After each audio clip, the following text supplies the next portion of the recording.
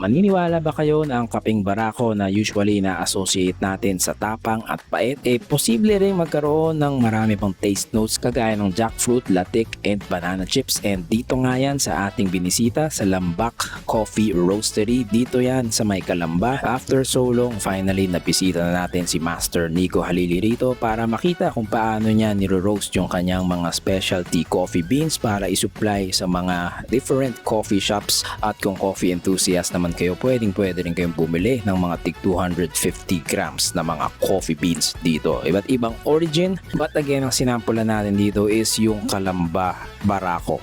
Who would have thought, di ba? Kadalasan pag Barako, naiisip natin Batangas or even the southern parts of Cavite. We had 3 drinks for this. We had the pour over, the espresso, and the flat white just to check kung ano yung lasa niya with milk. Sa pour over, kita nyo naman yung bloom. Buhay na buhay yung ating kape. Fresh na fresh. And if mapapansin nyo, hindi siya totally sobrang labnaw yung consistency noong pour over. And then for the espresso, syempre merong bright vibrant acidity doon sa una mong sip. The second time naman, doon na medyo magme-mellow out yung acidity. Perhaps makakalasa ka rin ng fermented na taste note.